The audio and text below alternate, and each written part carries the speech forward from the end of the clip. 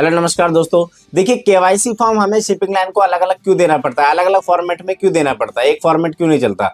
उनका अलग अलग फॉर्मेट होता है, अलग अलग शिपिंग लाइन की रिक्वायरमेंट होती है, तो इस वजह से वो अपना अलग अलग फॉर्म बनाते हैं और अलग अलग कुछ डिटेल सेम होती है लेकिन कुछ डिटेल वो एक्स्ट्रा रिक्वायरमेंट उनकी होती है, तो वो डिटेल उसमें मेंशन करनी होती है हम लोगों को। ठीक है, तो इसीलिए अलग अलग केवाईसी फॉर्मेट होते हैं शिपिंग लाइन के, मोस्टली सेम ही होते हैं लेकिन कुछ चीजें जैसे कुछ शिपिंग लाइन को और डिटेल चाहिए तो इस वजह से वो अपना फॉर्मेट अलग देते हैं। तो वो केवाईसी आपको शिपिंग लाइन में सबमिट करनी पड़ती है, चाहे अगर आप एक्सपोर्ट शिपमेंट कर रहे हैं या फिर इंपोर्ट शिपमेंट कर रहे हैं, दोनों में आपको केवाईसी फॉर्म देना पड़ता है। एक्चुअल कंसाइनी का भी, एक्सपोर्टर का भी, फ्रेट फॉरवर्डर का भी। ठीक है, अगर इंपोर्ट शिपमेंट कर रहे हैं तो एक्चुअल कंसाइनी फॉरवर्डर का, और एक्सपोर्ट कर रहे हैं तो फॉरवर्डर का और एक्सपोर्टर का। ठीक है, तो दोनों का केवाईसी उनको देना पड़ता है शिपिंग लाइन को, ताकि अगर कोई शिपमेंट में कोई प्रॉब्लम है या फिर कुछ डिस्कशन करना, कोई लीगल कुछ चीज़ें उसके अंदर फंस रही हैं तो वो डायरेक्टली कस्टमर से कांटेक्ट कर पाए। तो इस वजह से केवाईसी की जरूरत पड़ती है शिपिंग लाइन को। इसलिए आप जब भी केवाईसी दें करेक्ट इन्फॉर्मेशन दें और करेक्ट डिटेल उसके अंदर कॉन्टैक्ट डिटेल डालें। ये ना सोचें कि शिपिंग लाइन डायरेक्टली